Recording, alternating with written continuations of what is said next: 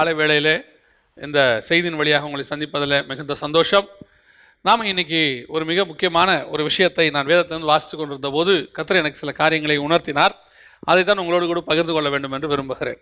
யாத்ராகமத்தின் புஸ்தகம் 3ஆம் அதிகாரம் 2, 3, 4 வசனங்களை நாம் வாசிக்க போகிறோம். யாத்ராகமத்தின் புஸ்தகம் 3ஆம் அதிகாரம் 2, 3, 4. அங்கே கர்த்தருடைய தூதனானவர் ஒரு முட்செடியின் நடுவிலிருந்து உண்டான அக்கினி ஜுவாலையிலே நின்று அவனுக்கு தரிசனமானார். அப்பொழுது அவன் உற்று பார்த்தான். முட்செடி அக்கினியினால் ஜுவாலைத்தும் எரிந்தும் அது வெந்து போகாமல் இருந்தது. அப்பொழுது மோசே, இந்த முட்செடி வெந்து போகாதிருக்கிறது என்ன? நான் கிட்ட போய் இந்த அற்புத காட்சியை பார்ப்பேன் என்றான். அவன் பார்க்கும்படி கிட்ட வருகிறதை கர்த்தர் கண்டார். முட்செடி நடுவிலிருந்து தேவன் அவனை நோக்கி, மோசே மோசே என்று கூப்பிட்டார்.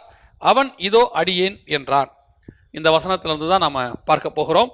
நாம் கண்களை மூடி தேவ சமூகத்தில் ஆண்டவரை நோக்கி பார்க்கப்போம். சர்வ வல்லமையுள்ள எங்கள் தகப்பனே, இந்த அருமையான நேரத்திற்காக உமக்கு ஸ்தோத்திரம். மகிமையின் தேவன் இம்மட்டுமாய் எங்களை நடத்தி கொண்டு வந்த பாதைகளுக்காக உமக்கு நன்றி. ஆண்டவரே, உம்முடைய வேதத்தின் மகத்துவங்களை காணும்படி எங்கள் கண்களை திறந்தது மாத்திரமல்ல, அந்த வேத வாக்கியங்கள் எங்கள் இருதயங்களுக்குள்ளே போகும்படி எங்கள் இருதயங்களையும் நீர் திறக்கிறவராய் இருக்கிறீரப்பா. நீர் மகத்துவம் உள்ள தேவன், மகத்துவமானவைகளை எழுதினீர். அதை ஆண்டவரே நீர் உம்மால் முன்குறிக்கப்பட்டவர்களுக்கு கொடுக்கிறீரப்பா.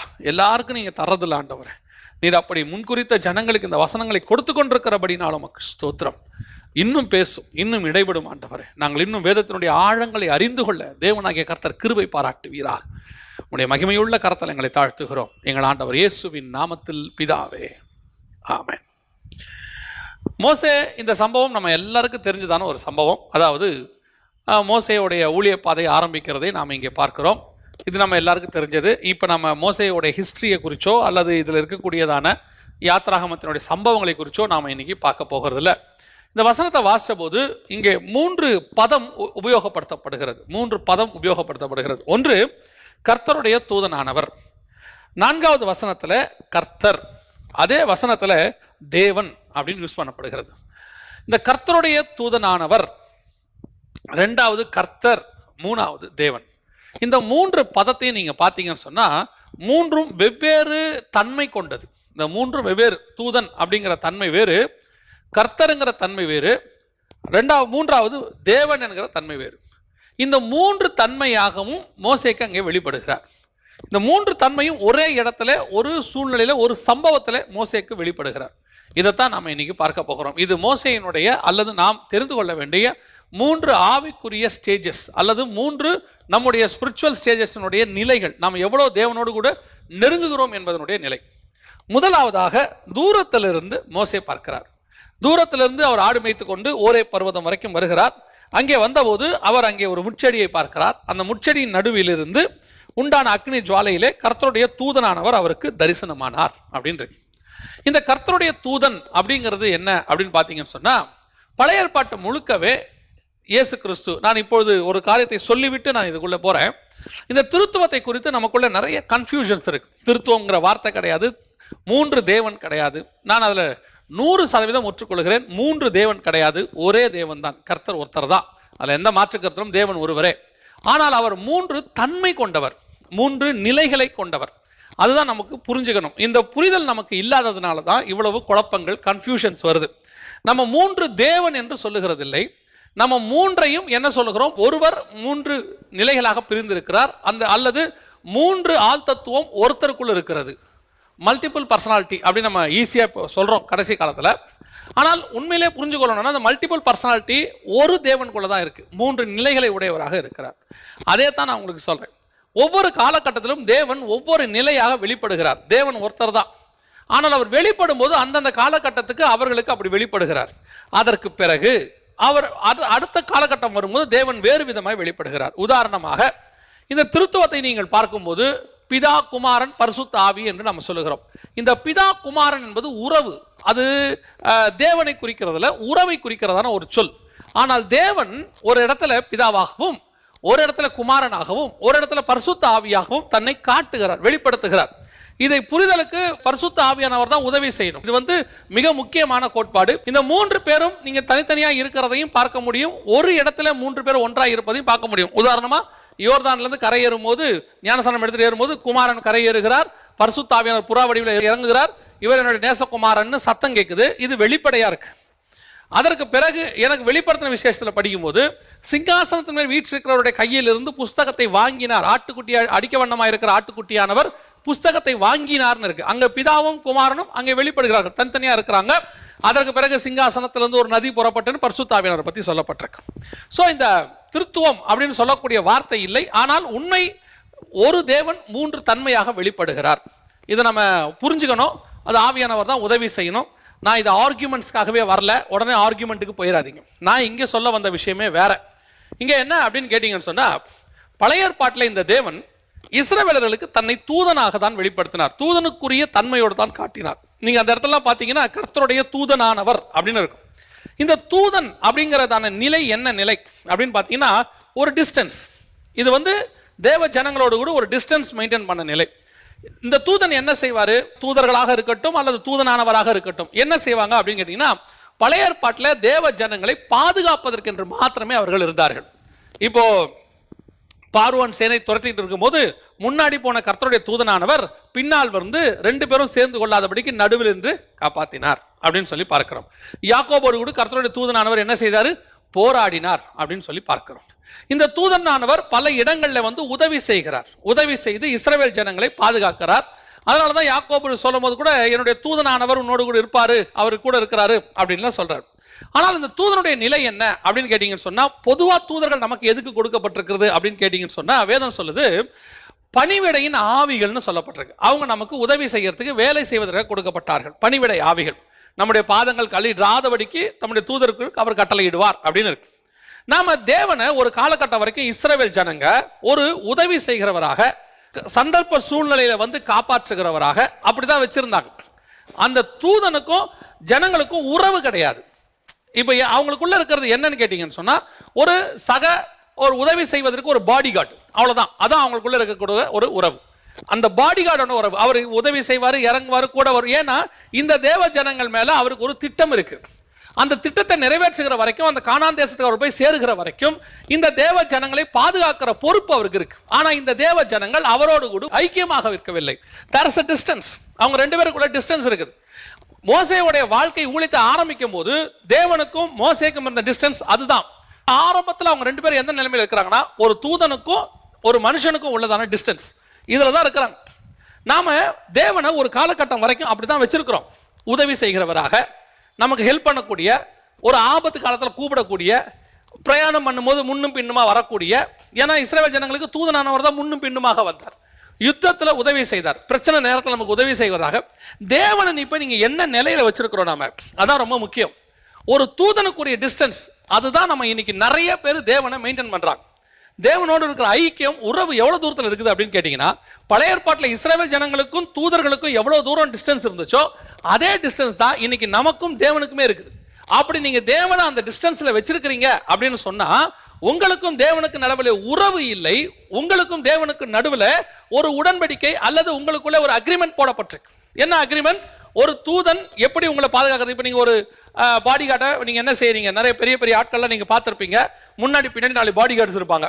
இவங்களுக்கு சம்பளம் கொடுப்பாங்க, இவங்களுக்கு வந்து ஒரு அக்ரிமெண்ட் இருக்கும், இத்தனை மாதம் நான் ஒர்க் பண்ணுறேன், அவங்க வந்து எல்லாத்தையும் ஒத்துருப்பாங்க. அதே மாதிரி தான் இன்னைக்கு நம்ம தேவனை வச்சிருக்கிறோம். எந்த அளவுக்கு வச்சிருக்கிறோம் அப்படின்னு கேட்டீங்கன்னு சொன்னால், உதவி செய்கிறவராக, நமக்கு ஆபத்து காலத்தில் நோக்கி கூப்பிடுகிறவராக. பழைய ஏற்பாட்டில் இஸ்ரவேல் ஜனங்கள் அந்த அளவில் தான் ஆண்டவரோடு இருந்தாங்க. அவங்களுக்கு இஸ்ரவேல் ஜனங்களுக்கு தேவனுக்கு என்ன கிடையாது? ஐக்கியம் கிடையாது. அதுல ஒரு சிலர் மட்டும் அவரை அடுத்த லெவலுக்கு தாண்டி போனாங்களே ஒழிய, பெரும்பான்மையான தேவ ஜனங்கள் எப்படிப்பட்டவங்களா இருந்தாங்க அப்படின்னு பாத்தீங்கன்னு சொன்னா, அவங்க வந்து அதான் அந்த தூதனானவரோட போராடுறாரு யாக்கோபு.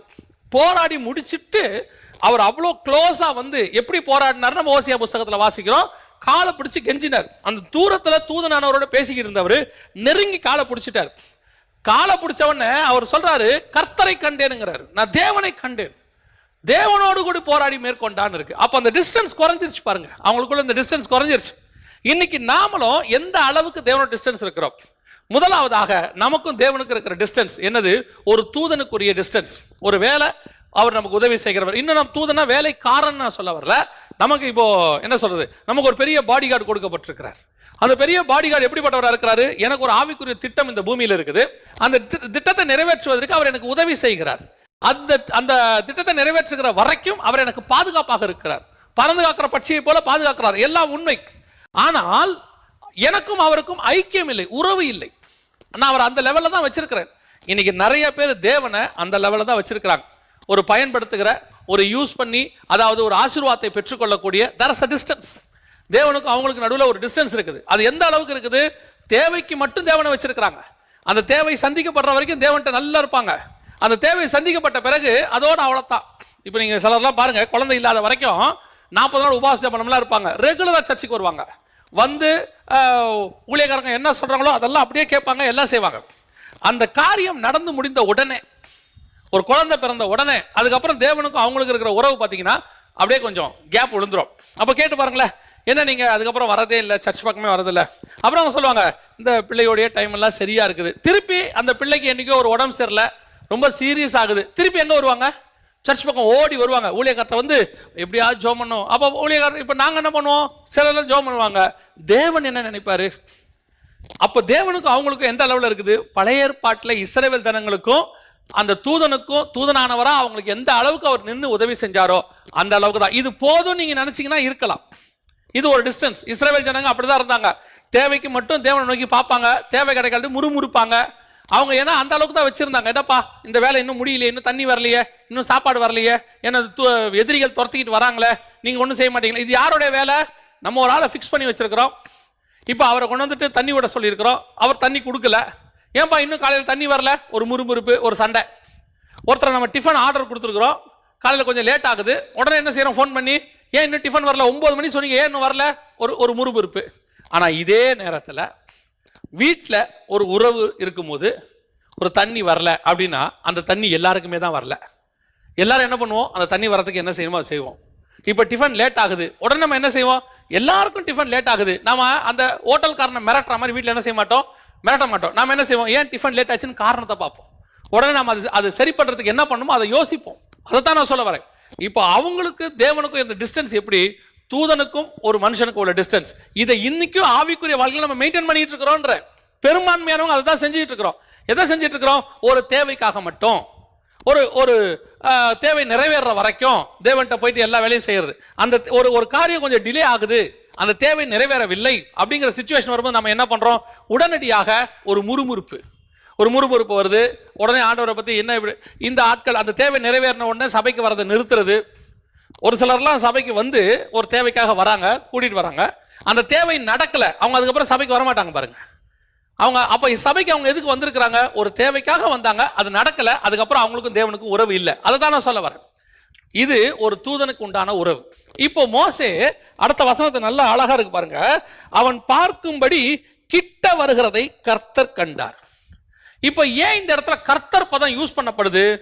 மோசே ஒரு டிஸ்டன்ஸ்ல, தூதனுங்கிற டிஸ்டன்ஸ் ஒன்று இருந்துச்சு, அதை தாண்டி இப்போ அவர் எங்க வராருன்னு கேட்டீங்கன்னா, இன்னும் அந்த தூதனானவரை கிட்ட வந்து பார்க்கும்போது இப்பொழுது அவர் தூதனானவராக தெரியவில்லை, கர்த்தராக தெரிகிறார். அந்த கர்த்தருக்குரிய ஒரு ஐக்கியம், அந்த டிஸ்டன்ஸ் குறையுது.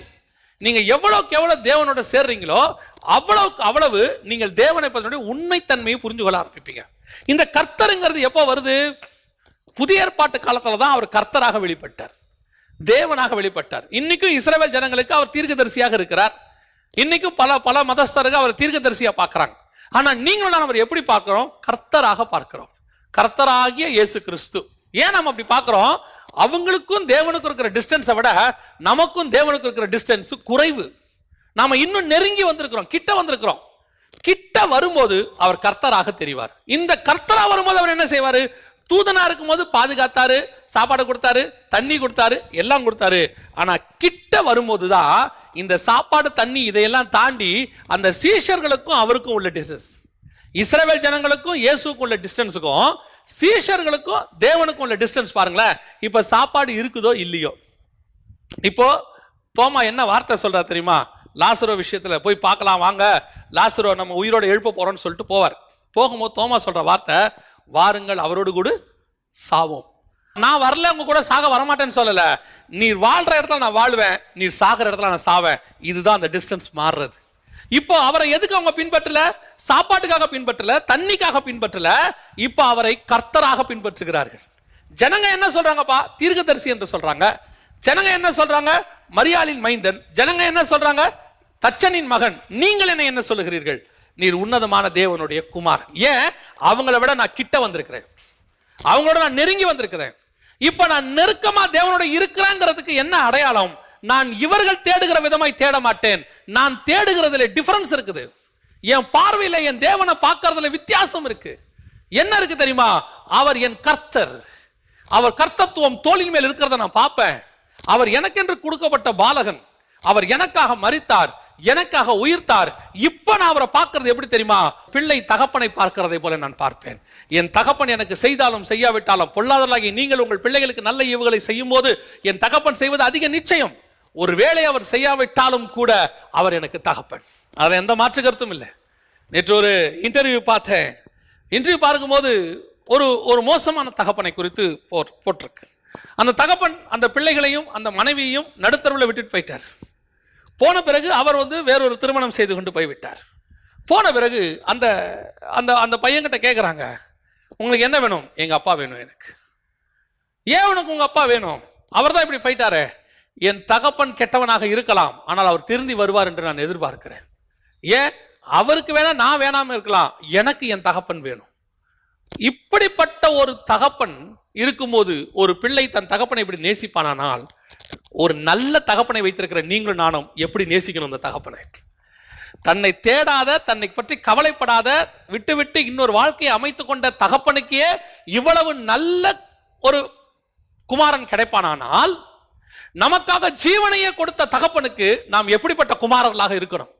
இன்னைக்கு நாம எந்த டிஸ்டன்ஸ்ல இருக்கிறோம் தேவனோட? இப்ப அதான் ரொம்ப முக்கியம். மோசே கிட்ட வரும்போது தான் அவரை கர்த்தராக பார்க்கிறான். இன்னும் நம்ம உதவி செய்கிற தூதனாவே பார்த்துக்கிட்டு இருக்கிறோம். தேவன் யாரு? நமக்கு ஹெல்ப் பண்ற ப்ரொவைடர், ப்ரொவைட் பண்றவர். அதுல எந்த மாற்று கருத்து இல்லை. அவர் என்ன சொல்றாரு? எல்லாத்தையும் நான் உனக்கு தருகிறேன். எப்போ? தன் குமாரனையே தந்தவர் மற்ற எல்லாவற்றையும் அருளாதிருப்பது எப்படி? ஆனா எனக்கும் தேவனுக்கு இருக்கிற டிஸ்டன்ஸ் என்ன? நான் எந்த க்ளோஸ்ல வச்சு நான் அவரை பார்க்கிறேன்? இந்த டிஸ்டன்ஸ்ல வரும்போது உங்களுக்கு தெரியுமா ஒரு விஷயத்தை? ஒருத்தர் தூரத்துல இருந்து, நான் இப்படி சொல்ற இந்த உதாரணத்தை நீங்க தப்பா எடுத்துக்காதீங்க. நான் ஒரு உதாரணத்துக்காக தான் இதை சொல்றேன். ஒருத்தர் தூரத்துல இருந்து பார்க்கும்போது அவருடைய நல்ல குணங்கள் மட்டும்தான் நமக்கு தெரியும். அவரை தூரத்துல இருந்து பார்க்கும்போது அழகா இருப்பாங்க, ஒரு அழகான முகம்னு வச்சுக்கோங்களேன். தூரத்துல இருந்து பார்க்கும்போது அழகான முகம் தெரியும். கொஞ்சம் கிட்ட உட்காந்து பார்க்கும்போது தான் அந்த முகத்தில் இருக்கக்கூடிய சின்ன சின்ன மறு, சின்ன சின்ன பள்ளம், அதில் இருக்கக்கூடிய வெட்டு, இதெல்லாம் நமக்கு தெரியும். தூரத்தில் பார்க்கும்போது தெரியாது, கொஞ்சம் கிட்ட வரும்போது தான் தெரியும். நான் அப்படியே ஆண்டவருக்கு சொல்லுகிறேன், நீங்கள் தூதனாக தூரத்திலிருந்து பார்க்கும்போது அவர் ஒரு ப்ரொவைடராக தெரிவார், அவர் ஒரு வாரியராக தெரிவார், அவர் உதவி செய்கிறவராக, யுத்தம் பண்ணுகிறவராக, போராடுகிறவராக, பாதுகாக்கிறவராக தெரிவார். ஆனா நான் சொல்றேன், அவர் கிட்ட போய் மார்பல சாஞ்சு பாருங்க, அப்பதான் அவர் எவ்வளவு அன்புள்ள தேவன் நமக்கு தெரியும். அவருக்குள்ள இருக்கிற பொக்கிஷங்கள் என்னன்னு உங்களுக்கு தெரியும்.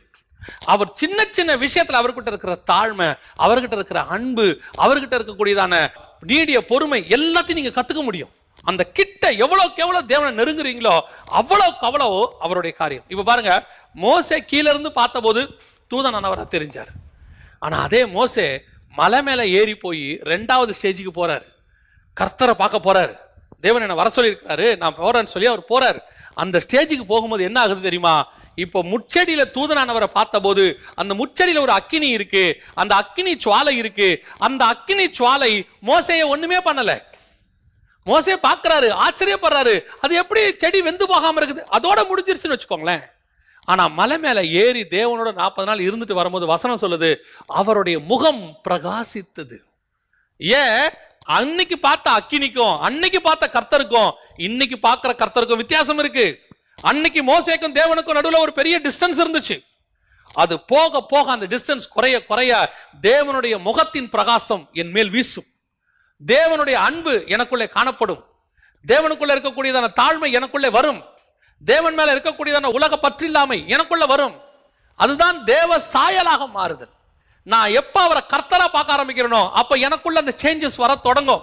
இப்ப சீஷர்கள் பாருங்க, இயேசுவை தூரத்துல இருந்து பார்க்கிறார், போட்ல உட்கார்ந்து இயேசு பேசுறார். இயேசு பேசும்போது இதே பேதுரு பார்க்கிறார் இயேசுவை. எப்படி பார்க்கிறார் தெரியுமா? அற்புதம் செய்கிறவராக, நல்ல பிரசங்கம் பண்றவராக. ஆழத்துல வளைய போடு வந்துச்சு, மீன் வந்துச்சு, எல்லாம் வந்துச்சு. இப்போ அது வரைக்கும் இயேசு அவர் எப்படி பார்க்கிறாரு? ஒரு ஆசீர்வாதத்தின் கடவுள். எல்லாம் உண்மைதான். இப்ப சொல்றார் ஆண்டவர், பேதுரு இவைகளை விட்டு விடு. என்ன செய்யணும் ஆண்டவரே? என்ன பின்னாடி வா, என் பின்பற்றி வா. இப்போ அந்த 3.5 வருஷமா இயேசு பின்னாடியே வந்துகிட்டு இருக்கிறார். இன்னும் இயேசு கூட இருந்தாலும் அந்த பேதுருவால இயேசு கிட்ட வர முடியல. எப்படி சொல்றோம்? இயேசு கூட தான் இருக்கிறாரு, இருதயம் தேவனை விட்டு தூரமா தான் இருக்கு. ஒரு இடத்துல கேட்கிறாரு, எல்லாவற்றையும் விட்டு வந்தோமே, எங்களுக்கு என்ன கிடைக்கும்? இப்ப இயேசு மரித்துட்டார், சிலுவையில் அரைஞ்சாச்சு. அந்த ராத்திரியில சொல்றாரு, நான் மீன் பிடிக்க போகிறேன். இன்னும் அப்படின்னா என்ன அர்த்தம்? 3.5 வருஷம் இயேசுவோட இருந்தாரு, ஆனா இயேசு கிட்ட இல்லை. இருதயம் எங்க இல்லை? இயேசு கிட்ட இல்லை. இப்போ அந்த பரிசுத்த ஆவியானவர் வந்து இந்த இயேசு கூட இருந்த அந்த சுபாவம், இப்போ அது வந்த உடனே அந்த பேதுருவோடைய சுபாவம் எப்படி மாறுது தெரியுமா?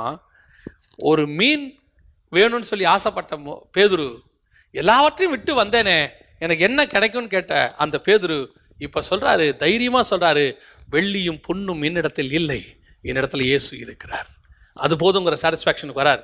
அதுதான் அந்த நெருக்கம், தேவனோட இருக்கிற நெருக்கம். இயேசுவோட இருக்கும் போது பேதுருவோடைய பேச்சு எப்படி மாறிடுச்சா? இயேசு மாதிரி மாறிடுச்சான். இயேசு கூட இருந்தாரு, ஆனா அந்த இருதயம் இன்னும் வரல. அதான் திருப்பி சொல்றேன், திருப்பி ஆட்டோமேட்டிக்கா என்ன வந்துருச்சு? அவருக்கு அந்த சபிக்கிற சுபாவம் வந்துருச்சு. ஆனா பரிசுத்த ஆவி வந்த பிறகு அந்த இயேசுக்காக அவர் மரிக்க தயாரானார், அடிவாங்க தயாரானார். அவரை சிறைச்சாலையில வச்சாங்க, ரெடியா இருந்தாரு, எல்லாத்துக்கும் ரெடி. ஏன்? நான் இப்ப இயேசுவை தூரத்துல இருந்து பார்க்கல, கிட்ட இருந்து பார்க்கிறேன். அப்ப நான் மீனுக்காக தேடினேன், உலக ஆசீர்வாதத்துக்காக தேடினேன். இப்ப நான் தேடுறது எதுக்கு தெரியுமா? என் தகப்பனை நான் தேடுகிறேன். எனக்கும் அவருக்கும் இருதயம் ஒத்து போகணும்.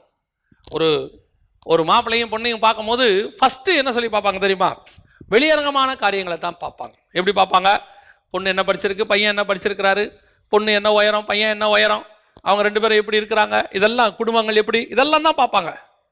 இதெல்லாம் பார்த்து வெளியரங்கமா ஃபர்ஸ்ட் ஓகே டிஸ்டன்ஸ், இவங்க 2 பேரும் இப்போ டிஸ்டன்ஸ்ல இருக்கிறாங்க. ஆனால் ஒரு காலகட்டத்தில் திருமணம் நடக்கும். இப்போ வந்த பிறகு இப்போ அவங்களுடைய தேவை எதிர்பார்ப்பு எப்படி இருக்கும் தெரியுமா? 2 பேருடைய இருதயம் எப்படி ஒத்து போகுதுன்னு தான் பார்க்க தொடங்குவாங்க. இதுக்கு முன்னாடி கலர் எப்படி, இதுக்கப்புறம் கல்யாணமான பிறகு பொண்ணு கருப்பானாலும் பிரச்சனை இல்லை. நிறைய பசங்களுக்கு ஆண்களுக்கு கல்யாணமான பிறகு முடி கொட்டிடும், நிறைய ஆண்களுக்கு திருமணமான பிறகு உடம்பு வந்து ஃபிட்னஸாக இருக்காது, தொப்பெல்லாம் விழுந்துடும். இப்போ அது குறையாவே அவங்களுக்கு தெரியாது. ஆனால் கல்யாணத்துக்கு முன்னாடி முடி கொட்டியிருந்தா, ஐயோ வழுக்க தலையோட இருக்காரு வேண்டாம், அவர் தொப்பையா இருக்காரு வேண்டாம், இப்படிலாம் சொல்லுவாங்க. ஆனா திருமணமான பிறகு அதே ஆளுக்கு என்ன உழுது, முடி கொட்டி போகுது, அதே ஆளுக்கு தொப்பை வருது. இப்ப குறையா வரல, ஐயோ நான் எதிர்பார்த்தது இவரே இல்ல, இன்னும் ஒரு 10 வருஷத்துக்குள்ள தொப்பை விழுந்துருச்சு, எனக்கு இவர் வேண்டாம் அப்படி சொல்றதுல. இப்ப எதை எதிர்பார்க்கணும் தெரியுமா? சரீர வெளியரங்கத்தையே பார்க்கல, இப்ப நான் பார்க்கறது எல்லாமே எதை பார்க்கிறோம்? அவர் என் மேல் அன்பா இருப்பாரா, அவர் என்கிட்ட அன்பா இருப்பாரா, அவர் வெளியே எப்படி வேணா இருந்துட்டு போட்டோம், இப்ப எனக்கு தேவை அவர் அன்புள்ளவராக இருக்கணும். என் மனைவி எப்படிப்பட்டவளாக இருக்கட்டும், அவள் என்னிடத்தில் அன்பாக இருக்கணும். இது எப்ப வருது? 2வது ஸ்டேஜில் வருது. தூரத்துல இருந்து பார்க்கும்போது வெளியரங்கமா பார்க்கிறோம், அந்த நெருக்கம் வரும்போது தான் அவர் கர்த்தர்னு தெரியும், தேவன்னு தெரியும், அந்த கர்த்தருக்குரிய சுபாவம் நமக்கு தெரியும். அதைத்தான் சொல்றேன், ஆவிக்குரிய வாழ்க்கையோட 2வது ஸ்டேஜுக்கு நம்ம வரணும். நம்ம முதல் ஸ்டேஜில் இருந்தே அவர் ஆசீர்வாதத்தின் கடவுளாக பார்த்து, ஒரு ப்ரொவைடராக பார்த்து, ஆபத்து காலத்தில் உதவுகிறவராக பார்த்து, அதனால தான் இஸ்ரவேல் ஜனங்களால தேவனோடு கூட நெருங்கவே முடியல. இன்னைக்கு நம்மள கூட நிறைய கிறிஸ்தவர்கள் ஏன் பெயர் கிறிஸ்தவர்களாக இருக்கிறோம்? நான் சொல்றது உடனே பெயர் கிறிஸ்தவ சபை, ஆவிக்குரிய சபையில் ஆவிக்குரியவர்கள் நம்மளே பெயர் கிறிஸ்தவர்களாக இருக்கிறோம். ஒரு ஸ்பிரிச்சுவல் ட்ரெடிஷன் நமக்குள்ள வந்துருச்சு. இப்பவுமே நம்மளுமே தேவனை எப்படிப்பட்டவங்களா பார்க்கிறோம்? ஒரு தூரத்துல ஒரு பிளஸிங் காட். ஒரு தகப்பன் என்ன சம்பாரிச்சு கொடுத்தாரோ சம்பாரிச்சு கொடுக்கணும், குடும்பத்தை நடத்தணும், அதுல எந்த மாற்று கருத்தும் இல்லை. ஆனால் ஒருவேளை இப்ப பாருங்க, லாக்டவுன் பீரியடு, தகப்பன்களால முன்னாடி சம்பாரிச்ச மாதிரி சம்பாதிக்க முடியல, அந்த பிள்ளைகளை வளர்க்கறதுக்கு ரொம்ப கஷ்டப்படுறாங்க. என் தகப்பன் இப்ப கஷ்டப்படுறத எந்த பிள்ளைகள் புரிந்து கொள்ளுகிறதோ, ஒரு கணவன் கஷ்டப்படுறத எந்த மனைவி புரிந்து கொள்றாரோ, அப்ப அவங்க தான் வாழ்ந்த வாழ்க்கைக்கு அர்த்தம் இருக்கு. அவங்க நெருங்கிட்டாங்க, இருந்தா அவர் எனக்கு தானே செய்ய போறாரு, அவர் செய்தாலும் செய்யாவிட்டாலும் அவர் என் தகப்பன், செய்தாலும் செய்யாவிட்டாலும் அவர் என் கணவன். இதுதான் செகண்ட் ஸ்டேஜ்.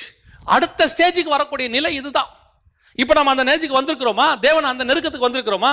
இன்னும் தேவைக்காக மாத்திரம் தேவனை தேடுகிறதா இருந்தால் அவருக்கு நமக்கு இன்னும் டிஸ்டன்ஸ் இருக்குது, செகண்ட் ஸ்டேஜுக்கு வரல. இதைத்தான் நான் இன்னொரு செய்திலையும் சொல்லியிருக்கிறோம். பலிபீடத்துக்கிட்ட இருந்து நீங்க உள்ள வர்றவங்க எங்க வரணும்? பரிசுத்த ஸ்தலத்துக்கிட்ட வரவங்களா இருக்கணும், கிட்டி இன்னும் தேவன்கிட்ட வரணும். அப்படி கிட்ட வரும்போது என்ன ஆகும் அப்படின்னு கேட்டீங்கன்னு சொன்னா, இஸ்ரவேல் ஜனங்கள் சுபாவம் போய் ஆவிக்குரிய சுபாவம் நமக்கு வந்துடும். இப்ப தேவனை இம்மைக்காக மாத்திரம் தேர்வுல இல்லாதபடிக்கு நம்ம எப்படி தேட ஆரம்பிப்போம்? கர்த்தராக பார்க்க ஆரம்பிப்போம். இப்போ இதுதான் புதிய ஏற்பாட்டின் சபையின் காலம். இன்னும் உங்களுக்கு நான் கொஞ்சம் விளாவரியா சொல்லணும்னா, அந்த தூதனானவர் அந்த ஸ்டேஜ் எதுனா நியாயப்பிரமாண காலம். இஸ்ரவேல் ஜனங்கள் உலக ஆசீர்வாதத்துக்காக மாத்திரம் தேவனை தேடினார்கள், அது நியாயப்பிரமாண காலம். இப்போ கர்த்தரை தேடுகிறது இருக்குல்ல, இது கிருபையின் பிரமாண காலம். இந்த கர்த்தரை தேடுகிறவங்களுக்கு என்னவா இருக்கும் அப்படின்னு கேட்டிங்கன்னா, இவங்க இதெல்லாம் பார்க்க மாட்டாங்க. உலக ஆசீர்வாதத்தை பற்றிலாம் கவலையே பட மாட்டாங்க. நான் இன்னும் நெருங்கி சேருவேன், நான் இன்னும் கிட்ட போவேன், கிட்ட போய் பார்த்தா அவர் எனக்கு கர்த்தராக தெரிவார். அப்போ எனக்கு இந்த அக்கினி, இந்த முச்சாடு, இதுக்கு பின்னாடி இருக்கிற ஆசீர்வாதம் இதெல்லாம் எனக்கு ரெண்டாவது. அவர் எனக்கு தேவன், கர்த்தர். அந்த இடத்துக்கு நான் வரேன். இப்போ மூணாவது ஸ்டேஜ், ஃபைனல் ஸ்டேஜ். இது என்ன ஸ்டேஜ்? இப்போ நம்ம சபை காலம் வந்து செகண்ட் ஸ்டேஜ். இதை விட சபைக்கு அப்போ என்ன இருக்குது? நான் ரட்சிக்கப்பட்டேன், ஞானஸ்நானம் எடுத்தேன், பரிசுத்த அபிஷேகம் பெற்றேன், ஒரு விசுவாசியாக நான் மரிக்க போகிறேன், ஒரு ஊழியக்காரனாய் கூட நான் மரிக்க போகிறேன், அவ்வளோதான், ஃபினிஷ். இல்லை வருக வரப்போது நான் போக போகிறேன். இந்த செகண்ட் ஸ்டேஜோட முடிஞ்சிருச்சா அப்படின்னு கேட்டிங்கன்னு சொன்னால் இல்லைங்க, இதுக்கு அப்புறம் ஒரு ஸ்டேஜ் இருக்கு. அதுதான் வெரி இம்பார்ட்டன்ட் ஸ்டேஜ். வசனம் சொல்லுது, அதே யாத்ராகமத்தின் புஸ்தகம் 3ஆம் அதிகாரம் 4வது வசனத்தில் வாசிக்கும் போது வசனம் சொல்லுது, அவன் பார்க்கும்படி கிட்ட வருகிறதை கர்த்தர் கண்டார், முச்செடியின் நடுவிலிருந்து தேவன் அவனை நோக்கி. இந்த கர்த்தர் இடக்கிற வரைக்கும் டிஸ்டன்ஸ் வரைக்கும் ஓகே, இந்த கர்த்தரையும் தாண்டி இன்னும் கொஞ்சம் நீங்க தேவனை நெருங்கணும். இது இப்போ ஒரு உதாரணத்துக்கு நான் சொல்றேன். விசுவாசிகளாக இருந்த பேதுரு சீஷனாக மாறுறார். இப்போ யோவான் எல்லாம் கிட்ட வராங்க. இவங்க இதையும் தாண்டி ஒரு ஸ்டேஜ் இன்னும் கிட்ட இருக்குது. ஏங்க நாங்கள் 12 பேரும் ஒன்னா தான் போவோம், ஒன்னா தான் வருவோம், எல்லாம் உண்மைதான்ப்பா, அதெல்லாம் உண்மைதான். இவங்க கர்த்தரை நீங்க யார் என்று சொல்லுகிறீர்கள்? உன்னதமான தேவனுடைய குமாரன் கர்த்தர். அதுல எந்த மாற்று கருத்தும் இல்லை, எல்லாம் ஓகே தான். இதுக்கு மூணாவது ஸ்டேஜ் ஒன்று இருக்கு. அது என்ன ஸ்டேஜ் தெரியுமா? வசனம் சொல்லுது, இன்னும் கிட்டே வருகிறதை தேவன் கண்டு அவனை பார்த்து சொல்றாரு, மோசே, அப்பொழுது அவர் இங்கே கிட்டி சேராயாக, உன் கால்களில் இருக்கிற பாதரட்சியை கழற்றி போடு, நீ நிற்கிற இடம் பரிசுத்த பூமி என்றார். ஃபர்ஸ்ட் சொல்றாரு, அவன் அந்த கர்த்தருடைய ஸ்தானத்தை தாண்டி இன்னும் கிட்ட வரான். இன்னும் கிட்ட வரும்போது தேவன் அவனை நோக்கி. அப்படின்னா என்ன அர்த்தம்? இந்த ஸ்டேஜை தாண்டும் போது மூணாவது ஸ்டேஜ் எது தெரியுமா? நம்முடைய தேவன் இருக்கிற இடம், பரலோகத்தினுடைய ஸ்டேஜ். அந்த ஸ்டேஜை அவன் பூமியில அட்டைன் பண்ண விரும்புறான். அதாவது மோசே அட்டைன் பண்ண விரும்பினான்ல, அதுக்கு அடுத்த ஸ்டேஜ் அதான். கர்த்தருக்கு அடுத்த ஸ்டேஜ் தேவன், பிதாவாகிய தேவன், அதாவது பரலோகத்தில் இருக்கிற தேவனுடைய இடத்துக்கு அவன் போக ட்ரை பண்றான். அவன் போல நான் ஸ்பிரிச்சுவலி சொல்றேன், அதை தாண்டும் போது கர்த்தர் சொல்றாரு, கிட்டி சேராயாக. ஏன் கிட்டி சேராயாக? ஆண்டவரே, நான் இன்னும் கிட்ட வரக்கூடாதா? ஒரு டிஸ்டன்ஸ்ல நில்லுங்கிறாரு. இந்த டிஸ்டன்ஸ்ல நில்லு. ஏன்? இந்த இடத்துல இந்த டிஸ்டன்ஸ்ல இவ்வளவுதான் முடியும், இதை தாண்டி கிட்ட வராத. ஏன் ஆண்டவரே வராத? இதையும் தாண்டி நீ வரணும்னா சில காரியங்களை செய்ய வேண்டியிருக்கு. இப்ப நாம இந்த ஆவிக்குரிய வாழ்க்கைக்கு வந்திருக்கிறோம். இந்த ஆவிக்குரிய வாழ்க்கையில கர்த்தரை பார்க்கிறோம், வேதத்தில் உள்ள மகத்துவங்களை ஆராய்ச்சி பார்க்கிறோம், அற்புதங்களை பெறுறோம், அதிசயங்களை பெறுறோம். தேவன் ஜீவனோடு கூட இருக்கிறாருங்கிறதை நம்ம மூலமாகவே கர்த்தர் அற்புத அதிசயங்களையாக செய்கிறார். நம்ம அதெல்லாம் பார்க்கிறோம், எல்லாம் உண்மைதான். ஆனா இதல்ல, இன்னொரு ஸ்டேஜ் இருக்கு. அது இன்னொரு ஸ்டேஜ் என்னது? இப்ப ஆண்டவர் சொல்றாரு, அந்த ஸ்டேஜை நீ அடையணும்னு சொன்னா அதுக்கு பேசிக் அடிப்படை என்ன தெரியுமா? பரிசுத்த பூமிக்கு நீ வரணும். இது பரிசுத்த பூமி. இந்த பரிசுத்த பூமி எது? உலகத்துல பரிசுத்தமான பூமி ஒண்ணு கிடையாது. உலகத்திலேயே பரிசுத்தமானது எது தெரியுமா? இங்க இருக்கிறதுல நம்ம இங்கிருந்து அங்க போறோம் பாருங்க, அதுதான் இருக்கிறதுலே பரிசுத்தமான நகரம், பரலோகம். அந்த பரலோகத்துக்கிட்ட நீ வரணும்னா வசனம் சொல்லுது, உன் பாதரட்சியை கழட்டி போடும். ஏங்க பாதரட்சியை கழட்டுறதுக்கும் பரலோகத்துக்கு வரத்துக்கும் என்ன டிஃபரன்ஸ், என்ன ஒத்துமை, என்ன சம்மந்தம் இருக்குது? ஏன் அவர் பாதரட்சியை கழட்டி போடணும் அப்படின்னு சொல்லி நீங்க பாத்தீங்கன்னா, முதல்ல இந்த பாதரட்சை ஏன் வந்துச்சு அதை பார்க்கணும். முதல்ல இந்த பாதரட்சை ஏன் வந்துச்சு அப்படின்னு கேட்டீங்கன்னா, ஆதாமை கர்த்தர் படைக்கும் போது பாதரட்சியோடு படைக்கவில்லை. ஆதாமை படைக்கும் போது கர்த்தர் பாதரட்சியோடய படைக்கல, ட்ரெஸ்ஸோடையும் படைக்கல, நம்ம எல்லாருக்கும் தெரியும். அவன் பழம் சாப்பிட்டதுனால என்ன வந்துச்சு? ட்ரெஸ் வந்துச்சு. அவன் பழம் சாப்பிட்டதுனால முள்ளு வந்துச்சு. ஆண்டவர் சொல்றாரு, முள்ளும் குறுக்கும் அது என்ன செய்யும்? பிறப்பிக்கும். இப்போ முள்ளு வந்துருச்சு. இந்த முள்ள உலகத்தை விட்டு ரிமூவ் பண்ண முடியாது. இந்த பூமியை விட்டு முள்ள என்ன செய்ய முடியாது? ரிமூவ் பண்ண முடியாது. ஆனா இந்த முள்ளு உன்னை குத்தாம ஒரு பாதரட்சியை வேணா நீ செஞ்சுக்கலாம். முள்ளை இனி மாற்ற முடியாது. அதோட அர்த்தம் என்ன? இந்த பூமி சபிக்கப்பட்டுருச்சு. ஆதாம் கிட்ட சொல்றாரு, உன் நிமித்தம் பூமி சபிக்கப்பட்டிருக்கோம். காயின் கிட்ட சொல்றாரு, சபிக்கப்பட்ட பூமியில் நீ சபிக்கப்பட்டிருப்பாய். அப்ப மனுஷனும் சாபம் ஆயிட்டான், பூமியும் சாபம் ஆயிருச்சு. இந்த சாபத்தை மாற்ற முடியாது. ஆனா நான் ஒண்ணு செய்வேன், இந்த சாபம் உன்னை தாக்காதபடிக்கு நான் உனக்கும் இந்த சாபத்துக்கும் நடுவில் ஒரு பாதரட்சியை உண்டு பண்ணி கொடுக்கிறேன். அதுதான் நியாயப்பிரமாணம். மனுஷனை தாழ்ந்த பாதாளத்துக்கு போகாதபடிக்கு பாதுகாத்துக் கொண்டது. மேல் பாதாளம் வரைக்கும் போச்சு. ஆனா சாபத்தை நீக்க முடியாது. அவர்கள் என்னதான் பரிசுத்தவான்களா வாழ்ந்தாலும் மேல் பாதாளத்துல இருந்து பரலோகத்துக்கு அவங்களால போக முடியாது. ஏன்னு சொன்னா பூமியும் சபிக்கப்பட்டுச்சு, மனுஷனும் சபிக்கப்பட்டான். இந்த ரெண்டு சாபத்தையும் நீக்குகிற ஒருத்தர் வரணும். அந்த ரெண்டு சாபத்தையும் நீக்கிற ஒருத்தர் வந்து இந்த ரெண்டு சாபத்தையும் என்னைக்கு நீக்கி முடிக்கிறாரோ அன்னைக்கு தான் இந்த பூமியில நீங்க பாதரட்சை இல்லாம நடக்க முடியும். இப்ப என்ன நடக்குது? இந்த முள்ளு இவன் காலுக்குள்ள இருக்கு. இந்த முள்ளு என்னைக்கு நீங்குதோ அன்னைக்கு தான் நீ வந்து என்ன செய்ய முடியும்? பாதரட்சை இல்லாம நடக்க முடியும். இப்ப கர்த்தர் சொல்றாரு, நீ பாதரட்சியை கழட்டி போடு, இது பரிசுத்த பூமி. ஏன்? நீ நிக்கிற பூமி இருக்கே, அங்க சாபம் இல்லை. ஏன்? அங்க ஆசீர்வாதத்தின் தேவன் நிற்கிறார். அவர் முச்செடியில நெருப்பாக தோன்றி அந்த முச்செடி எரியல. நல்லா கவனிச்சுக்கொள்ளுங்க. அப்ப என்ன அர்த்தம்? அந்த முள்ளு மேல ஆசீர்வாதத்தின் தேவன் வந்துட்டாரு. இவர் வந்ததுனால என்ன ஆகுது? அந்த முள்ளு உன்னை குத்தாம பாத்துக்கும், அவ்வளவுதான். நீ இப்ப பாதரட்சை போட வேண்டிய அவசியம் கிடையாது. ஏன்? அந்த முள்ளு உன்னை குத்தாது. ஆனா முள்ளு இருக்கும். எப்ப இருக்கும் ஆண்டவரே? இந்த முள்ளு மேல இருக்கிற அக்கினி என்னைக்கு போகுதோ, என்னைக்கு நீ இந்த பரிசுத்த பூமி விட்டு கீழே போறியோ திருப்பி பாதரட்சை வந்துடும், திருப்பி முள்ளு வந்துடும். அப்ப இந்த பரிசுத்த பூமியிலேயே நிக்கணும். இந்த அக்கினி முள்ளுல எரிஞ்சுக்கிட்டே இருக்கணும். அப்படி இருந்தால் அந்த முள்ளு உன்னை குத்தாமல் பாதுகாத்துக்கொள். அது பாசிபிலிட்டியா? அதுக்கு வாய்ப்பு இருக்குதா? இல்லையே. மேல போன மோசே கீழே வரணுமே, தேவனும் முச்செடியில் இருக்கிறவர் மேல ஏறி போகணுமே. அப்ப இது ஒரு டெம்பரவரி ரிலீஃப். அதுதான் நியாயப்பிரமாணம், ஒரு டெம்பரவரி ரிலீஃப். அது எப்போ? இயேசு வர வரைக்கும் டெம்பரவரி ரிலீஃப். அப்ப இந்த முள்ளு எப்போ போகும்? இந்த முள்ளை, உன் காலுக்கு கீழே குத்துகிற முள்ளை நான் வந்து என் தலைக்கு மேல வாங்குவேன். ஒரு நாள் எனக்கு முள்கிரீடத்தை உன்னை சூட்டுவார்கள், என் தலையில முள்ள வச்சு அழுத்துவாங்க. ஏன்? உன் காலுக்கு கீழே இருக்கிற முள்ளை என் தலைக்கு மேல நான் ஏத்திட்டேனா, இதுக்கு மேல இந்த முள்ளு உன் காலுக்கு கீழே வராது. அதற்கு பிறகு உனக்கு பாதரட்சை தேவைப்படாது. அதுக்குதான் ஆண்டவர் அந்த இடத்துல சொல்றாரு, உன் பாதரட்சை இங்க கழட்டு. ஏன்? டெம்பரவரியா கழட்டு. இப்ப இது பரிசுத்த பூமி. அப்ப இந்த பரிசுத்த பூமிக்கு வரணும்னா பாதரட்சை இருக்கக்கூடாது. பாதரட்சை இருக்கக்கூடாதுன்னா சாபமான முள் இருக்கக்கூடாது. அப்ப இப்ப முள்ளு இல்லையே, இயேசு முள்ள வாங்கிட்டாரு. இப்ப இயேசு ஒரு முள்ள வாங்கிட்டாரு, ஆனா ஒரு முள்ள கொடுத்துட்டு போயிருக்கிறார். என்ன முள்ள கொடுத்துட்டு போயிருக்கிறார் தெரியுமா? இப்ப இயேசு சாபத்தை வாங்கினது உண்மை, எல்லாம் ஓகே. ஆனா தலைக்கு மேல ஒரு முள் இருக்கு. பவுல் எழுதுறாரு, நான் என்னை உயர்த்தாதபடிக்கு எனக்கு ஒரு முள் கொடுக்கப்பட்டிருக்கிறது, என்னை அது குட்டுகிற சாத்தானுடைய தூதனாக இருக்கிறது. இப்ப நமக்கு ஒரு இந்த பூமியில ஒரு உபத்திரவம் இருக்கு, ஒரு போராட்டம் இருக்கு, ஒரு பிரச்சனை இருக்கு. நமக்கு இன்னைக்கு கொஞ்சம் காரியங்கள், சாபமான காரியங்கள் நமக்குள்ள காணப்படுது. வியாதி இருக்கு, பலகீனம் இருக்கு. இது மொத்தம் போய் நான் ஒரு பரிசுத்த பூமிக்கு மேல போவேன். அந்த பரிசுத்த பூமிக்கு போகும்போது எனக்கு பாதரட்சை தேவைப்படாது. அங்கே முள் இருக்காது. அங்கே இருக்கிறது பாருங்களேன், அந்த ஸ்டேஜுக்கு பேர் தான் தேவன். அந்த இடத்துக்கு நான் நெருங்கி சேரணும். இப்ப நான் கர்த்தர் செகண்ட் ஸ்டேஜ். மோசே இன்னும் கிட்ட வரான். அந்த செகண்ட் ஸ்டேஜ்ல முள்ளு இருக்கு, ஆனா அந்த முள்ளு என்ன செய்யாது? இப்போதைக்கு குத்தாது. அந்த நெருப்பு முள்ளு மேல இருக்கு, ஆனா முள்ளும் அவிஞ்சு போகாது, மொத்த சாபம் போகாது. இன்னைக்கு இயேசுவை ஏற்றுக்கொண்டோமே, அதான் நான் சொல்லுவேன். இப்ப இயேசுவை ஏற்றுக்கொண்டோம், பாவம் மன்னிக்கப்பட்டுருச்சு, எல்லாம் முடிஞ்சிருச்சு. இப்ப யோசிச்சு பாருங்க, ஏவாளுக்கு ஆண்டவர் சொன்ன சாபமோ அல்லது ஆதாமுக்கு அவர் சொன்ன காரியங்களும் போயிருச்சா? இப்ப இயேசு தாமே எல்லா பாவங்களையும் சுமந்து தீர்த்துட்டாரு நம்ம சொல்றோமே. இன்னும் ஒன்னே ஒண்ணு இருக்கு. ஆதாம் பார்த்து சொன்னாரு, நெத்தி வேர்வை நிலத்துல விழும். இப்ப வேர்வை வருதா இல்லையா? வேர்வை வருது தானே. இப்ப சொல்றாரு, முள்ளும் குறுக்கும் பிறப்பிக்கும். முள்ளு இருக்குதா இல்லையா? ரட்சிக்கப்பட்டோன்றதுக்காக நம்ம காலில் செருப்பு போடாமையா போறோம்? போடுறோம் இல்ல. ஒரு சிலர் இருக்கிறாங்க இந்த செருப்பு போடுறது போடாதது.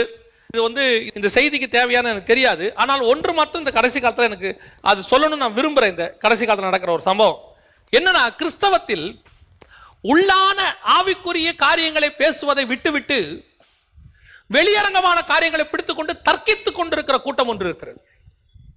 என்னென்ன காரியங்களை வெளியே பிடிச்சி தர்க்கித்துக்கிட்டு இருக்கிறாங்க அப்படின்னு கேட்டீங்கன்னா, இந்த செருப்பு போட்டுக்கிட்டு சர்ச்சுக்குள்ள வரலாமா வரக்கூடாதா, செருப்பு போட்டுக்கிட்டு புல்பிட்டில் ஏறலாமா ஏறக்கூடாதா அப்படின்னு ஒரு கூட்டம். இப்போ பாருங்க, நான் செருப்பு போட்டுக்கிட்டு எந்த புல்பிட்லையும் ஏறதில்லை, எந்த சர்ச்சுக்குள்ளேயும் போறதில்லை. ஆனால் யூகேக்கு ஊழியத்துக்கு போயிருக்கிறோம். அங்கே போன போது நான் ஆஸ் யூஷுவலாக என்னுடைய செருப்பை கழட்டி வச்சுட்டு அந்த புல்பிட்டில் ஏறணும். இத்தனைக்கும் அவங்க அந்த புல்பிட்டில் வந்துட்டு நல்ல கார்பெட் போட்டிருக்கிறாங்க.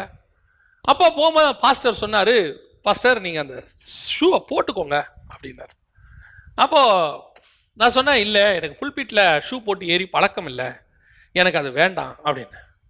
இல்லை பாஸ்டர் அது ரொம்ப சில்லுன்னு இருக்கும், அந்த இடத்துல நிற்க முடியாது, 2 கார்பெட் போட்டிருக்கோம் ஆனால் நிற்க முடியாது, நீங்கள் போட்டுக்கோங்கன்னாரு. இல்லை நான் சாக்ஸ் போட்டிருக்கேன் போதும் அப்படின்னு சொல்லிட்டு போனேன். ஆனால் 1 மணி நேரம் செய்தியை என்னால் 35 நிமிஷம் கூட கொடுக்க முடியல. ஏன்னா அந்த சில்னஸ் பயங்கரமாக ஏறி 35 நிமிஷத்துக்குள்ளே எனக்கு ஒரு மாதிரி ஆகி நான் அந்த 35 நிமிஷம் செய்தியை முடிச்சிட்டேன். இப்போது அந்த ஊர் கிளைமேட்டுக்கு ஷூ தேவைப்படுகிறது, அங்கே போட வேண்டிய அவசியமாக இருக்குது. இப்போ இந்த ஊர் கிளைமேட்டுக்கு நான் இந்த சட்டையை போட விரும்புகிறேன், எனக்கு சந்தோஷமாக இருக்குது, நான் ஒரு ஒயிட் ஷர்ட் போட்டு வந்து நிற்கிறத நான் விரும்புகிறேன், கலர் சட்டை போடக்கூடாதுன்னு இல்லை. அதே நேரத்தில் இங்கே எனக்கு கோட் அவசியப்படுறத, எனக்கு கோட் போட பிடிக்கலை. ஆனால் நான் அமெரிக்காவுக்கு போகும்போது நான் கோட் போட்டுக்கிட்டு தான் பேசுகிறேன். ஏன்? அந்த கோட் என்பது மரியாதை நிமித்தமாகவோ கௌரவத்துக்காக போடப்பட்டதில்லை, குளிரக்கூடாதுன்னு போடப்பட்ட கோட். அந்த இடத்திற்கு அது தேவைப்படுகிறது. அதே தாங்க சொல்கிறேன், சிச்சுவேஷன்ஸ், சூழ்நிலைகள், இதை நீங்கள் டாக்டரினாக மாற்றாதீங்க. இந்த மாதிரி தான் எல்லாத்தையுமே சொல்கிறேன், டாக்டரினாக மாற்றாதீங்க. இப்போ சந்தர்ப்ப சூழ்நிலைன்னு ஒன்று இருக்கு, அந்த இடத்துக்கு ஏற்ற மாதிரி நம்ம இன்னொன்று நீங்கள் நல்லா புரிஞ்சுக்கணும். புதிய ஏற்பாட்டில் சபை என்பது கட்டடத்தை குறிக்கவில்லை, உங்களையும் என்னையும் குறிக்கிறது. அதுதான் முக்கியம், இதுதான் முக்கியம். இதுக்கு எது இம்பார்ட்டன்ஸ் கொடுக்கணுமோ அதை கொடுங்க. உள்ளான மனிதனை மாத்துங்க, வெளியே மாற வேண்டியது தானா மாறும். நான் சொன்னதை நிறைய பேர் தப்பா புரிஞ்சுக்கிறாங்க. நான் நகை போறதை பத்தி ஒரு இடத்துல பேசி இருந்த போது நிறைய பேருக்கு அதுல ஒரு சந்தேகம். அதுல ஒருத்தர் விதமா சொன்னாங்க. என்ன சொன்னாங்க? உள்ளான மனுஷனை மாத்துறது பரிசுத்த ஆவியோட வேலை, வெளியான வேலையை மாத்துறது நம்முடைய வேலை. நாம நகையை கழட்டுறதை கழட்டிடணும், நகை ஆசை உள்ள இருந்து ஆவியானவர் கழட்டுவாரு அப்படின்னு சொல்றாங்க. ஆனா எனக்கு ஆவியானவர் வேதத்துல எனக்கு சொல்லி கொடுத்துருக்க என்னுடைய விதம் என்ன அப்படின்னு கேட்டீங்கன்னா, உள்ளுக்குள்ள ஆவியானவர் ஆசையை எடுத்துட்டாருன்னா நான் போடவே மாட்டேன். அதுக்கப்புறம் எனக்கு ஆசையே வராது.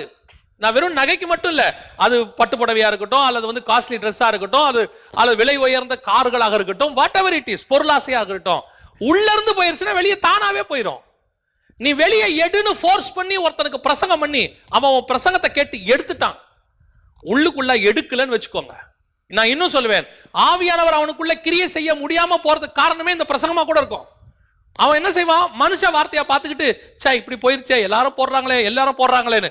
அதுவே ஆவியானவரே பேசிட்டார்னா அவனே கழட்டிடுவான். நான் சொல்றது எல்லாத்துக்கும் பொருந்தும், நகைக்கு மட்டும் இல்லை. ஏன்னா இன்னைக்கு வெளியரங்கமான சில காரியங்களை பிடித்து கொண்டு உள்ளான மனுஷன் மாற வேண்டியதுக்கு நம்ம என்ன செய்யல, இம்பார்ட்டன்ஸ் கொடுக்கல. இப்போ அந்த இடத்துல ஷூ தேவைப்படுது, போட்டுக்க வேணும். இல்லையே நம்ம ரோட்ல போட்டு நடக்கிறோம், நம்ம ஊர்ல ரோடு இவ்வளோ நீட்டா இருக்கு, அவங்க ஊர்ல ரோடு பக்காவா இருக்கு. 2வது ரோட்ல நடக்க வேண்டிய வேலையே இல்லை, வாசல்ல கார்ல ஏறுறாங்க, சர்ச்சில் கார்ல ஏறுறாங்க, ஒரு ஷூவும் அழுக்காவும் இருக்காது.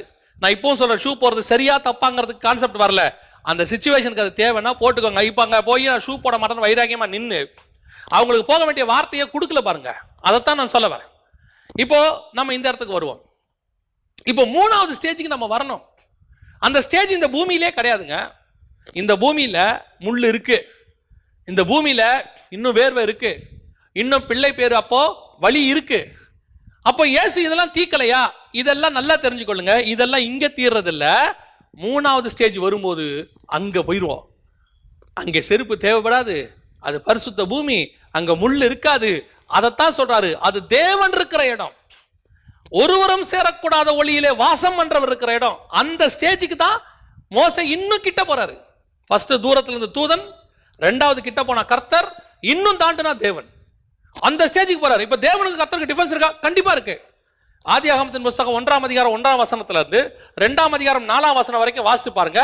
கர்த்தருங்கிற பதமே இருக்காது, வெறும் தேவன் தேவன் தேவன் தான் இருக்கும். 2:4 இருந்து தான் தேவனாகிய கர்த்தர்னு ஆரம்பிக்கும். எப்போ உயிர் வருதோ அப்பதான் கர்த்தர் வருவார். நான் மாத்தி சொல்றேன், எப்போ கர்த்தர் வராரோ அப்பதான் உயிர் வரும். அந்த கர்த்தர்த்துவம், கவர்னன்ஸ், ஆளுகை உள்ள வருது. இப்ப எல்லாமே இருக்கு, எதுக்குள்ளேயும் உயிர் இல்ல.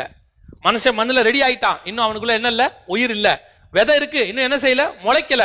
எப்ப தேவனாகிய கர்த்தர் உள்ள வராரோ,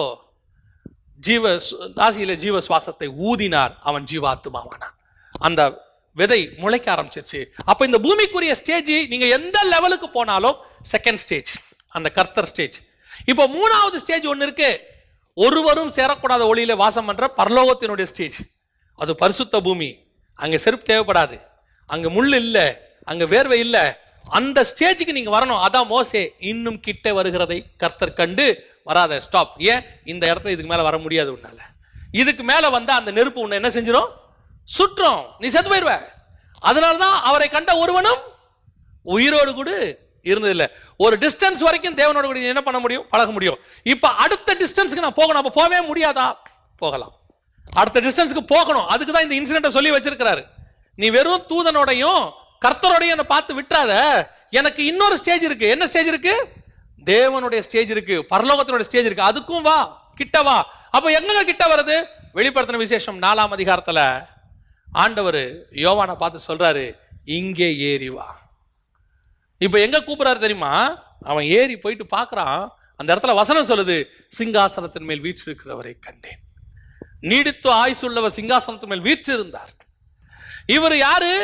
இவர் இயேசு கிறிஸ்துவா அப்படின்னு கேட்டீங்கன்னா 5ஆம் அதிகாரம் சொல்லுது, அந்த சிங்காசனத்தின் மேல் வீற்றினுடைய கரத்திலிருந்து அடிக்கப்பட்ட வண்ணமா இருக்கிற ஆட்டுக்குட்டியானவர் புஸ்தகத்தை வாங்கினார்னு இருக்கு. அப்ப உட்கார்ந்து இருந்தவர் யாரு? அந்த தேவன், ஒருவரும் காணக்கூடாத ஒளியிலே வாசம் பண்ணக்கூடிய தேவன், பரலோகத்தில் இருக்கக்கூடிய தேவன். அவர் உட்கார்ந்து இருக்கிறாரு. அவரை பார்க்க முடியாதபடிக்கு என்ன ஒரு பெரிய ஆச்சரியம் தெரியுமா? அந்த யாத்திராகமத்தின் புஸ்தகம் 3ஆம் அதிகாரத்தில் நீங்க பார்க்கும்போது 6வது வசனம் சொல்லுது, பின்னும் அவர், நான் ஆபிரகாமின் தேவனும் ஈசாக்கின் தேவனும் யாக்கோபின் தேவனும் ஆகிய உன் பிதாக்களுடைய தேவனாய் இருக்கிறேன் என்றார். மோசே தேவனை நோக்கி பார்க்க பயந்ததினால் தன் முகத்தை மூடிக்கொண்டான். கர்த்தர் வரைக்கும் பார்க்கலாம், ஆனா அதை தாண்டி அந்த பிதாவுடைய ஒரிஜினல் மகிமை இருக்கு பாத்தீங்களா, பரலோகத்தினுடைய மகிமை, அவரை கண்ட ஒருவனும் உயிரோடு கூட இருந்ததில்லை. இப்ப சொல்றான், அவன் முகத்தை மூடிக்கொண்டான். ஏன் முகத்தை மூடிக்கிட்டான்? இதுக்கு மேல அவரை பார்க்க முடியாது. இங்க எந்த அளவுல? மோசேயாக நியாய பிரமாணத்துல இங்க இருக்கிற லெவல்ல அவர் என்ன செய்ய முடியாது? பார்க்க முடியாது. அப்ப நான் எப்ப பார்க்கணும்? நீ ஆவிக்குள்ளாகிற அனுபவத்துக்கு வரும்போது பார்க்கணும். இப்ப நீ என்னவா இருக்கிறோம்? நாம பரிசுத்தாவின் அபிஷேகத்தை பெற்று இருக்கிறோம். இந்த பரிசுத்தாவின் அபிஷேகத்தை பெற்ற நாம பெற்ற பிறகு கர்த்தரை கர்த்தராக பார்க்க ஆரம்பிச்சிருக்கிறோம். பரிசுத்தாவி பெற வரைக்கும் நம்ம இயேசு எப்படி பார்த்தோம்? ஒரு உதவி செய்கிறவராக, நமக்கு தேவைக்கு கூப்பிடுறவராக, நோய்க்கு கூப்பிடுறவராக. இதெல்லாம் உண்மை, இதெல்லாம் ஆண்டவர் செய்றார், இதெல்லாம் எந்த மாற்று கருத்தும் இல்லை. ஆனா பரிசுத்தாவில நிரம்பின பிறகு சீஷர்கள் எங்களுக்கு என்ன கிடைக்கும்னு கேட்கல இயேசுவை. பரிசுத்தாவில நிரம்பின பிறகு சீஷர்கள் எங்களுக்கு வெள்ளியும் இல்லை பொண்ணும் இல்லை, நாங்க என்ன செய்வோம், அதெல்லாம் கேட்கல. அவன் தைரியமா சொல்றான், தைரியமா எழும்பி பிரகாசித்து நீங்கள் சிலுவையில் அறைந்த இயேசுவை பிதாவாகிய தேவன் உயிரோடு கூட எழுப்பினார். அவன் சொல்றான், என்னிடத்தில் வெள்ளியும் பொண்ணும் அல்ல, இயேசு இருக்கிறார். அவன் சொல்றான் ஒருத்தன், நான் எல்லாவற்றையும் நஷ்டமும் குப்பையும் என்று விட்டேன். எல்லாத்தையும் விடு விடு. ஏன்? இப்ப நான் கர்த்தரை பார்க்க ஆரம்பிச்சிருக்கிறேன். இதுக்கு அடுத்த ஸ்டேஜ் ஒன்று இருக்குங்க. என்ன ஸ்டேஜ் தெரியுமா? தேவனை பார்க்கிற ஸ்டேஜ். இப்பதான் 4ஆம் அதிகாரம் வெளிப்படுத்தின விசேஷத்துல யோவான் சொல்றாரு, கர்த்தருடைய நாளில் நான் ஆவிக்குள்ளானேன். பரிசுத்த ஆவி எனக்கு வந்தபோது அவர் கர்த்தராக தெரிந்தார். நான் ஆவிக்குள்ளாக போகும்போது எனக்கு அவர் தேவனாக தெரிகிறார். யாருமே பார்க்க முடியாத தேவனை நான் எப்ப பார்ப்பேன் தெரியுமா? ஆவிக்குள்ளாகிற அனுபவத்துக்குள்ள வரணும். அந்த ஆவிக்குள்ளாகிற அனுபவம் வரும்போது இவன் முகத்தை மூடிக்கொண்டான். மோசே பார்க்க முடியல, நான் ஏறிட்டு பார்த்தேன்னு சொல்றான். நான் சிங்காசனத்தை நோக்கி பார்த்தேன். ஏன்? அவன் அங்க பார்க்க முடியல, இங்க பார்த்தான். அங்க முச்சடியில வந்தது தூதனானவர், கர்த்தர், 3வது ஸ்டேஜ் தேவன். அந்த ஸ்டேஜை இங்க யோவான் பார்க்கிறார். பார்க்க முடியும் எப்ப தெரியுமா? நீ ஆவிக்குள்ளாகிற அனுபவத்துக்குள்ள வரும்போது பார்க்க முடியும். இன்னைக்கு நம்ம எந்த ஸ்டேஜில் இருக்கிறோம்? இன்னும் நம்ம ஆவிக்குரிய வாழ்க்கை முதல் ஸ்டேஜிலே இருக்குது. இன்னும் அதுலயே உட்காந்துட்டு நம்ம என்ன பண்றோம்? இன்னும் அதுலயே உட்காந்துக்கிட்டு சோத்திரம் சோத்திரம், பிள்ளைகளுக்கு ஃபீஸ் கொடுப்பார், அது கொடுப்பார், இது கொடுப்பார், வீடு கொடுப்பார், கார் கொடுப்பார், வாசல் கொடுப்பார். நீ இன்னும் தூதனாகவே பார். நான் உன்னை எந்த குறையும் சொல்ல, அந்த டிஸ்டன்ஸ்லயே வெயிட் பண்ணிக்கோங்க. ஆனா அந்த டிஸ்டன்ஸ்ல இருக்கிறவனுக்கு, அந்த இஸ்ரவேல் ஜனங்களுக்கு வனாந்தரத்தில் என்ன கிடைச்சிச்சோ அதுதான் உங்களுக்கு கிடைக்கும். ஆனா அதையும் தாண்டி இன்னும் கிட்ட வந்து அவரை கர்த்தராக, சிலுவையில் அறையப்பட்ட இயேசுவாக, எனக்காக உயிர்த்தெழுந்தவராக, எனக்காக மீண்டும் வர போகிறவராக, அவர் மார்பிலே சாய்ந்து கொள்கிறவனாக நீ பார்க்கும்போது தேவனுடைய அன்பு தெரியும். இப்ப அந்த தேவனிடத்துல நீ வீடு கேட்க மாட்ட, காசு கேட்க மாட்ட. அவர்கிட்ட என்ன கேட்ப தெரியுமா? ஆண்டவரே, நான் உண்மையில் அன்பாக இருப்பது எப்படி? அவர்கிட்ட என்ன கேட்பார் தெரியுமா? நீ எல்லாரையும் பார்க்கல இடத்துல அன்பாக இருக்கிறாயா? அங்க பணம், பொருள், காசு இதெல்லாம் போயிடும், உறவு ஆரம்பிச்சிடும். தேவனுக்கும் நமக்கு நடுவுல ரிலேஷன்ஷிப். இது பணத்தை பேஸ் பண்ணி வர ரிலேஷன்ஷிப் கிடையாது. இது ஆசீர்வாதத்தை பேஸ் பண்ணி வர ரிலேஷன்ஷிப்ல என்ன இருந்தாலும் என்ன இல்லாவிட்டாலும் அவர் என் தகப்பன், அவர் மார்பிலே நான் சாய்ந்து கொள்வேன். அதான் 8ஆம் அதிகாரம் உன்னத பாட்டு சொல்லுகிறது, வனாந்தரத்தில் அவருடைய மார்பிலே சாய்ந்து கொண்டு வருகிற இவள் யார்? அப்படின்னா என்ன அர்த்தம்? அது வனாந்தரம் தாங்க. அங்க எனக்கு இங்க மாதிரி வீடு வாசல் கிடையாது, வயல்வெளி கிடையாது, எதுவுமே கிடையாது. ஆனா ஒண்ணு மட்டும் இருக்கு. என்ன தெரியுமா? என் நேசருடைய மார்பு இருக்குது. அதில் சாஞ்சு கொள்வேன். அந்த வனாந்தரம் தான் பத்மு தீவு. அந்த மார்பில் சாஞ்சு கொண்ட யோவான் தான் இங்கே மனவாட்டி. அப்படி சாஞ்சு கொண்ட அந்த நேசர் தான் அந்த இயேசு கிறிஸ்து. இது எப்போ வரும் தெரியுமா? பரிசுத்தான அபிஷேகத்தை பெற்ற பிறகு அவரோடு கூட நடக்கிற அனுபவம் வருது. இது மட்டும் இல்லைங்க, இதுக்கு அப்புறம் இன்னொரு ஸ்டேஜ் இருக்கு. அதுக்கு தான் நம்ம எல்லாருமே போகணும். என்ன தெரியுமா? ஆவிக்குள்ளாகிற அனுபவம். இந்த ஆவிக்குள்ளாகிற அனுபவம் வரும்போது சிங்காசனத்தில் உட்கார்ந்திருக்கிற தேவனை நான் பார்ப்பேன். அந்த தேவன் சொல்லுவாரு, இப்ப நடக்கிற அற்புத அடையாளங்களை பார்க்குறியா? இது இல்லப்பா. 5 அப்பா 5000 மீனுக்கு அது இல்லப்பா. காற்றும் கடலும் அடங்குது, அதெல்லாம் இல்லப்பா. அப்புறம் என்ன ஆண்டவரே? இங்கே ஏறி வா, இவைகளுக்கு பின்பு சம்பவிப்பதை நான் உனக்கு காண்பிப்பேன். இப்படி நடக்கிறத பார்த்துக்கிட்டு இருக்கிற, இனி நடக்க போகிறத நான் உனக்கு காண்பிப்பேன். எப்போ? பரிசுத்தாவியை பெற்றா நடக்கிறத பார்ப்ப. பரிசுத்தாவிக்குள்ள நீ போனினா இனி நடக்க போறத நீ பார்ப்ப. அந்த அனுபவத்துக்கு வரணும். அந்த அனுபவத்துக்கு வரும்போது உங்களுக்கு பாதரட்சை தேவைப்படாது. ஏன்? நீங்கள் சாபமாக இருக்கவே மாட்டீர்கள். உங்களுக்குள்ளே ஒரு சாபமும் இருக்காது. அந்த பரிசுத்தாவிக்குள்ள வரும்போது நீங்கள் நிக்கிற பூமி பரிசுத்த பூமியாக இருக்கும். நினைச்சா கூட பாவம் செய்ய முடியாது. அப்படி ஒரு நிலை வரும் தெரியுமா உங்களுக்கு? நினைச்சா கூட பாவம் செய்ய முடியாது. ஏன் தெரியுமா? இயேசு கிட்ட போய் பாவத்தை செஞ்சிட முடியுமா? நாம பாவத்தை செய்யறோம். இயேசு கிட்ட வந்தா பாவமே பரிசுத்தமா மாறிடும். பொதுவா உலகம் விபச்சாரியை தேடி போகும். இயேசு கிட்ட விபச்சாரி வந்தாலும் மகளா மாறிடுவா. பொதுவா டாக்டர்ஸ் குஷ்டரோகியை தேடி போவாங்க. இயேசு கிட்ட குஷ்டரோகம் வியாதியே தேடி வந்தாலும் அது சுகமாய் மாறிடும். பொதுவா மனுஷனுக்கு மரணம் தேடி வரும். இயேசு மரணத்தை தேடி போய் சுகமாக்குற தேவன். அந்த இடத்துக்கு கொண்டு போயிடுவார் ஆண்டவர். நம்மகிட்ட எதுவுமே கிரியை செய்யாது. வியாதி கிரியை செய்யாது, பாவம் கிரியை செய்யாது, மரணம் கிரியை செய்யாது, எதுவுமே நம்மகிட்ட கிரியை செய்யாது. அந்த ஸ்டேஜுக்கு நம்ம போகணும். முடியுமா? முடியும். அதுதான் தேவனை சந்திக்கிற இடம். அந்த இடத்துக்கு நீங்க போய் பார்க்கணும். நம்ம போகணும். அந்த ஆசை இருக்கணும். அவ்வளவுதான். நான் இந்த கொஞ்ச காலமாக இயேசு கிறிஸ்து சொல்லிக் கொடுக்கிறது, தேவன் சொல்லிக் கொடுக்கிறது, ஆவியானவர் சொல்லிக் கொடுக்கிறது எல்லாமே என்னவா இருக்கு தெரியுங்களா? இந்த உலகத்துல எதையுமே நீ தேடாத. ட்ரெஷர்ஸ்னு ஒன்று இருக்கு. பரலோகத்தினுடைய பொக்கிஷம். பிதாவின் வலது பாரசத்தில் உள்ளதையே நாடுங்கள் இருக்கு. அதை தேடு. இந்த பூமியில நம்ம சர்வை பண்றதுக்கு என்ன தேவை? அது போதுங்க. அது வரும்.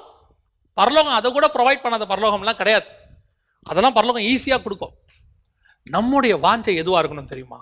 இதுவா தான் இருக்கணும். ஆண்டவரே, நான் அந்த 3வது ஸ்டேஜுக்கு போகணும்பா. இது வரைக்கும் நான் எந்த ஸ்டேஜில் இருக்கிறேன்?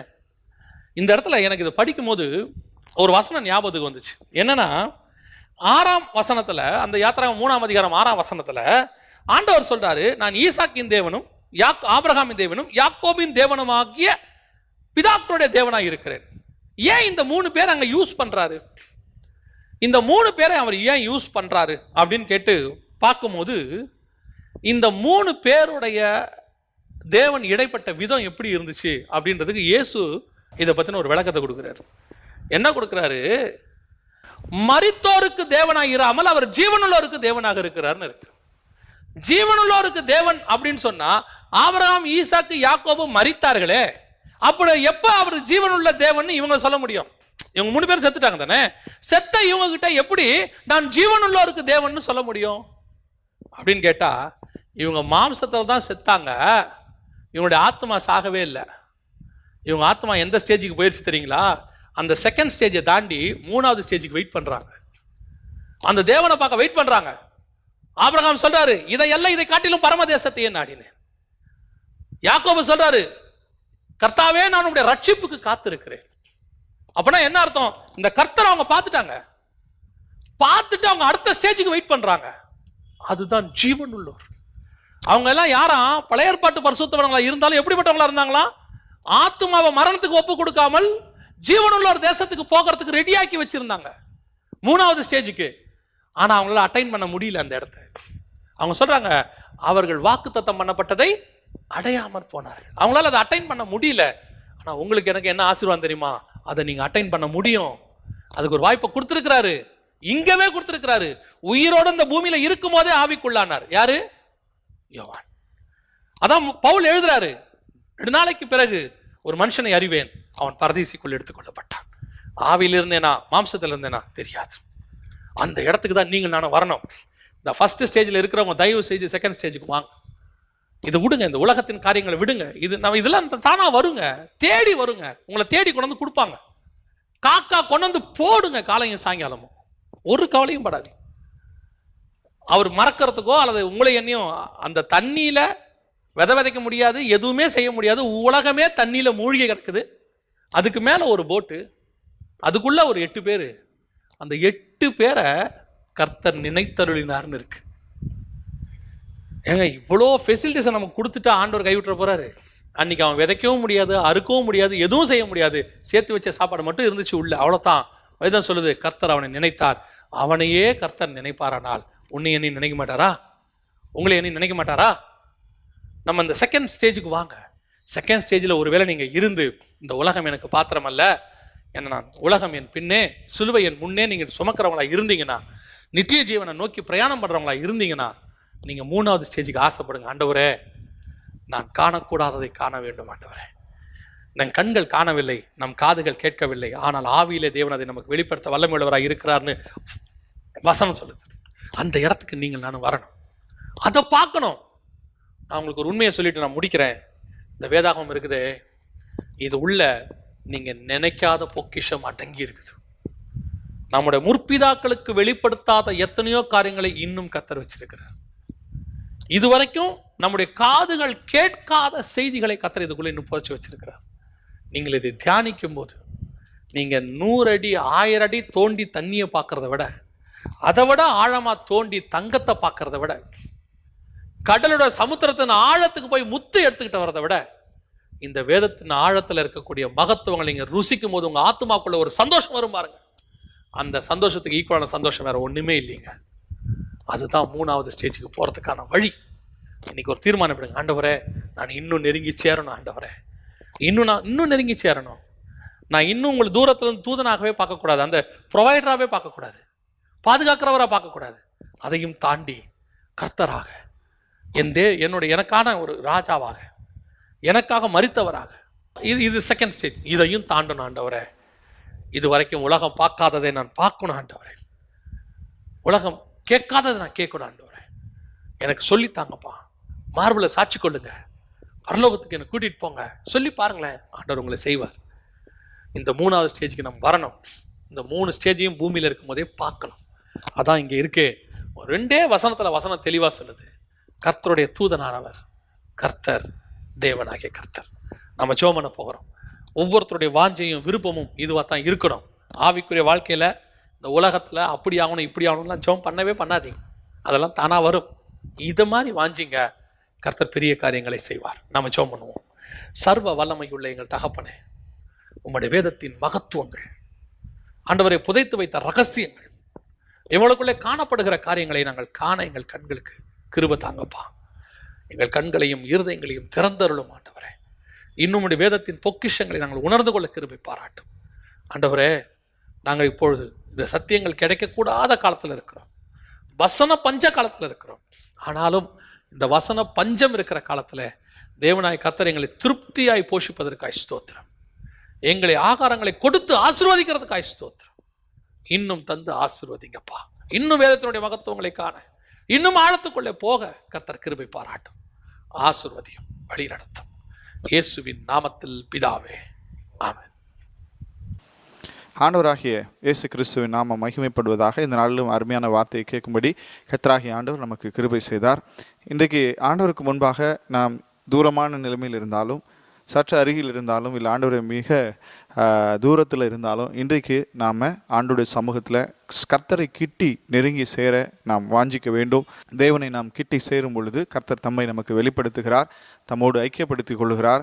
ஆண்டவருடைய சமூகத்திலிருந்து இந்த உலக காரியங்களில் மேலான ஆசீர்வாதங்களை, வெளிப்பாடுகளை கர்த்தர் நம்மோடு கூட பேசுகிறவராக இருக்கிறார். நம்ம இந்த உலகத்தில் தேவன் உண்டாக்கின தம்முடைய பிள்ளைகள் ஒவ்வொருத்தருமே ஆண்டவர் தம்மோடு நெருங்கி ஜீவிக்க வேண்டும் என்று தான் விரும்புகிறவராக இருக்கிறார். நான், நீங்கள் இல்லை, ஊழியக்காரங்க, விசுவாசிங்க அப்படி இல்லை, எல்லாருமே தேவனை நெருங்கி ஆண்டவரோடு ஒரு நெருக்கமான ஒரு உறவின் ஐக்கியத்துக்காகத்தான் தேவன் நம்மை அழைத்திருக்கிறார்.